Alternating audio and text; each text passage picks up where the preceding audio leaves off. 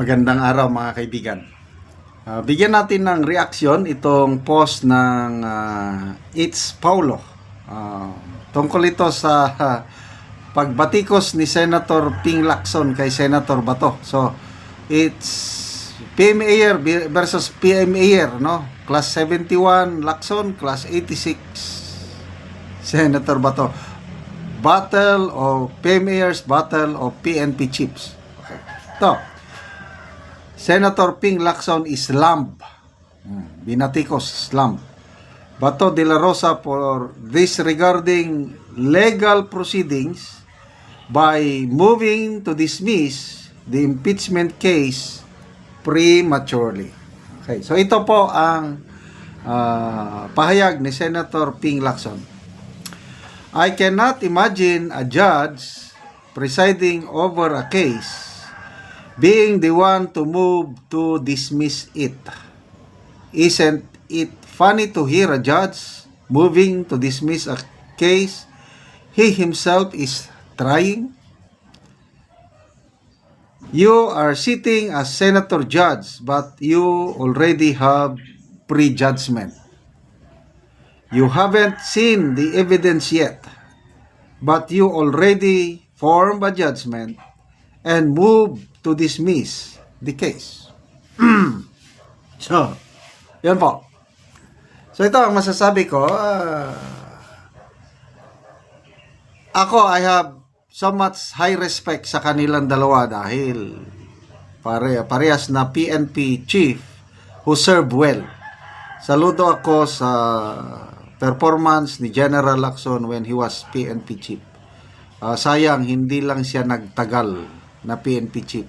Maganda yung kanyang sinimulang reforma sa PNP nung siya ay hepe. Si General Bato, ganun din yung war on drugs. So, both of them talagang astig. Mga PME graduate nga eh. Ito yung mga cream of the crop ng Philippine Military Academy.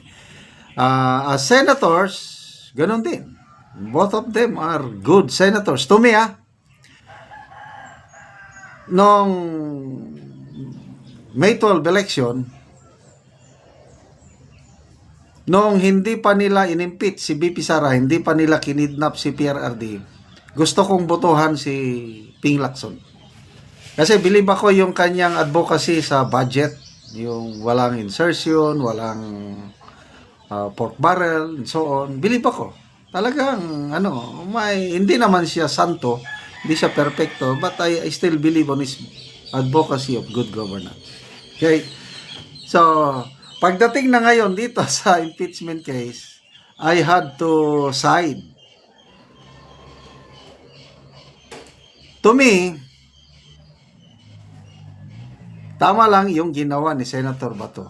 Bakit? Kasi ito hindi naman regular court. Tama yung sinasabi ni Senator Ping na kung judge ka sa regular court, hindi talaga pwede. Ito, ibang klaseng korte ito. May political leaning. Kung napakinggan nyo yung mga arguments ni Senator Bato, bakit siya nag-motion to dismiss? May basihan. Hindi siya abogado, sinasabi nga niya, I was not prepared for this task, but salamat sa tulong ng Holy Spirit. Para siyang abogado, with conviction siya nagsasalita. Kasi nga, konstitusyon ang basihan ni Bato. Very clear sa konstitusyon, 1 year ban. Ang isang impeachable official, hindi mo siya pwedeng i-impeach more than once. Ay ang nangyari sa Kamara, 3 beses last year, tapos in-impeach na naman noong February. So yun ang issue.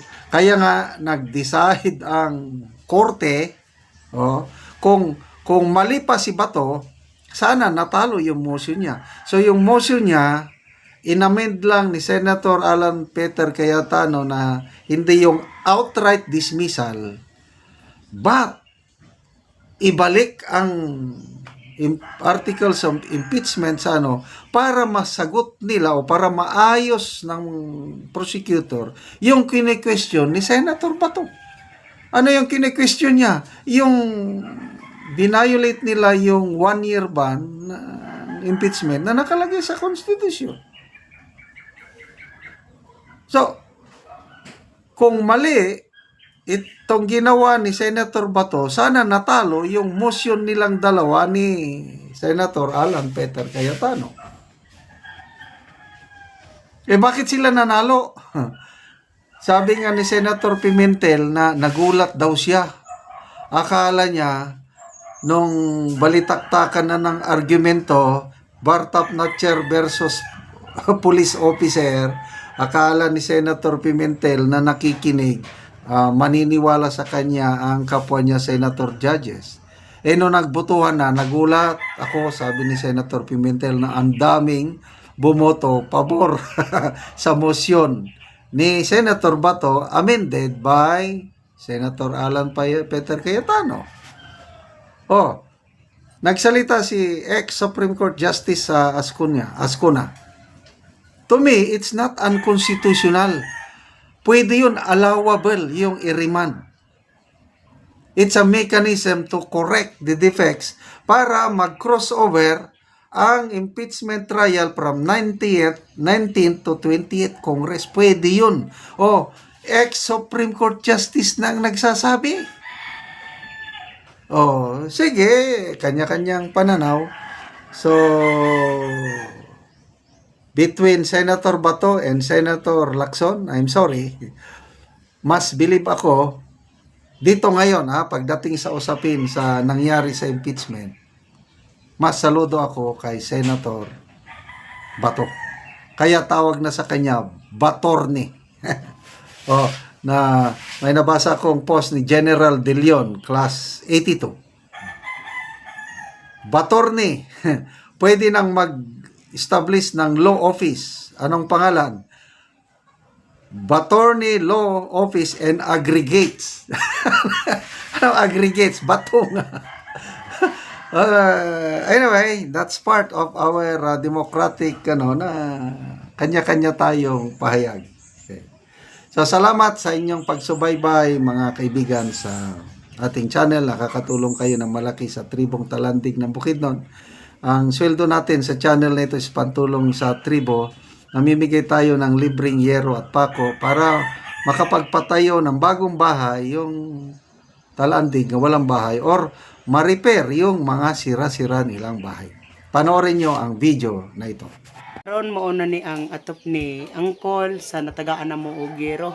Mauna ni kadako sa buslot sa iyang balay. So karon abot na ang yero nga iyang atop nga gihatag sa iya pinangalan sa tabang. Mga dagko na gid kaayo. Ang buslot sa iyang atop. O karon natagaan na gyud si Angkol og yero. Makatop na gyud siya karon.